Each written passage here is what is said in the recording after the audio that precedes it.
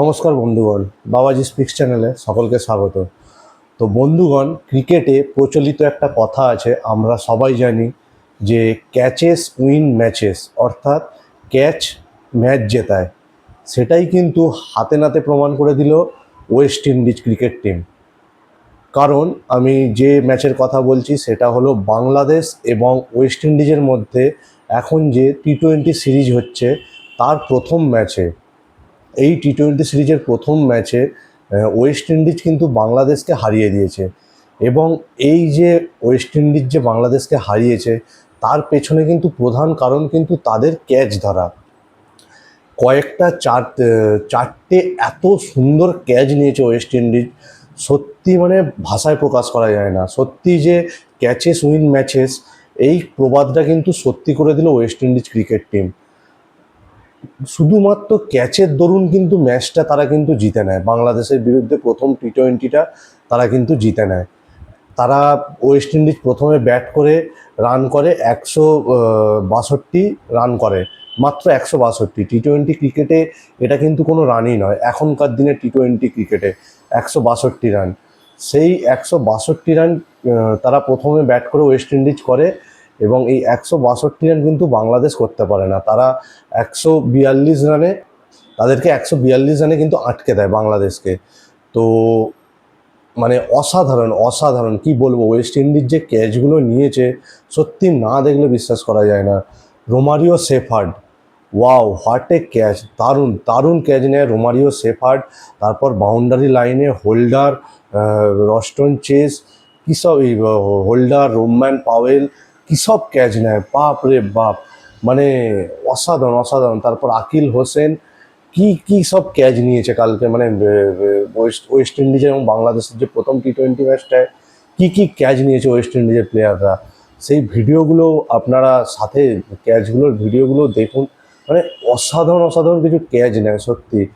আর বাংলাদেশের কথা বলবো, বাংলাদেশ কিন্তু এই ম্যাচটা কিন্তু ভাগ্য খারাপ বলবো, একটু হয়তো ভাগ্য খারাপ। ক্যাচগুলো ওয়েস্ট ইন্ডিজ খুবই ভালো ভালো ক্যাচ নিয়েছে, কিন্তু তারপরেও বলবো বাংলাদেশ কিন্তু এই ম্যাচটা হেরেছে শুধুমাত্র তাদের কিন্তু মানে ব্যাটিংয়ের ব্যর্থতার জন্য।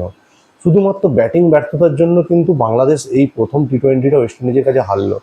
কারণ বাংলাদেশের প্রথম যে 6টা ব্যাটসম্যান, যারা মেনলি পিওর ব্যাটসম্যান, তারা মিলে করেছে 62 রান। আর নিচের যে 5টা বোলার, যারা মেনলি বোলার, সেই 5টা বোলার মিলে করেছে 80 রান। তাহলে এরপর বলুন যে বন্ধুগণ, আপনারাই বিচার করুন যে বাংলাদেশের হারের কারণ সত্যিই কি ব্যাটিং ব্যর্থতা নয়? আমার তো মনে হচ্ছে পুরোপুরি ব্যাটিংটা ব্যর্থতার জন্য হেরেছে। যেখানে মুস্তাফিজুর অ্যাকচুয়াল যে বোলার, বাংলাদেশের মেন স্ট্রাইক বোলার, সে বিগত 6 বছর আগে লাস্ট টি-20তে 10 রানের গন্ডি পেরিয়েছিল। সেও 11 রানে লাস্টে নট আউট রয়ে গেছে ম্যাচে। তো সেই জায়গায় দাঁড়িয়ে বাংলাদেশের চরম ব্যাটিং ব্যর্থতা। তো বাংলাদেশের মেন যে প্রধান ব্যাটিংয়ে যে প্রধান যে মানে যেটা মাইনাস পয়েন্ট, সেটা হলো বাংলাদেশ যখন দরকার নেই তখন তারা মানে বিশাল স্ট্রাইক রেটে ব্যাট করে, আর যখন যেখানে দরকার যে ভালো স্ট্রাইক রেটে ব্যাট করার, সেখানে তারা করে না। 162 রানটা কিন্তু এমন কিছু ছিল না, তারা কিন্তু আরামসে ওভারে একটা 4 মেরে স্ট্রাইক রোটেট করে তারা কিন্তু ম্যাচটা বের করে নিতে পারতো। 162 রান টি-20 ক্রিকেটে কিচ্ছু না এখনকার দিনে। তো সেটা কিন্তু তারা আরামসে ধৈর্যভাবে মানে ধৈর্য নিয়ে ব্যাট করলে তারা কিন্তু আরামসে ম্যাচটা বার করে নিত। কিন্তু তারা কি করলো না, তারা দুমদাম করে তাড়াহুড়ো করে ভুলভাল শট খেলে তাদের ব্যাটসম্যানরা কিন্তু আউট হয়ে গেল। কোনো দরকারই ছিল না তাড়াহুড়ো করার, ম্যাচটা আরামসে ধৈর্য ধরে নিয়ে যাওয়া কিন্তু শেষ অবধি নিয়ে গিয়ে আরামসে ম্যাচটা জেতা যেত। আর যখন যেখানে বাংলাদেশের দরকার যে মেরে খেলার, তখন সেখানে তারা 6-এর নিচে, ওভারে 6-এর নিচে ব্যাট করে। যেখানে তাদের দরকার 10 করে ওভারে রান রেট, সেখানে তারা ব্যাট করে 6-এর নিচে রান রেট রেখে। আর যখন দরকার নেই, যেখানে 7-8-এর রান রেট মাত্র দরকার, স্ট্রাইক রোটেট করে খেললে অটোমেটিক একটা এক্সট্রা রান ম্যাচে পাওয়াই যায়, এক্সট্রা রান পেয়ে যাবে। 6টা বলে 6টা স্ট্রাইক রোটেট করলে এবং একটা করে বাউন্ডারি ঠিক বেরিয়েই যাবে। তো সেই সেই হিসাবে ব্যাট করলে আরামসে কিন্তু ম্যাচটা জিততে পারতো বাংলাদেশ। কিন্তু ওই যখন দরকার নেই তখন তারা মানে 130 রান চেস করতে নেমে তারা এমন ব্যাট করে যেন 10 ওভারেই ম্যাচ শেষ করে দেবে, যেখানে কোনো দরকার নেই।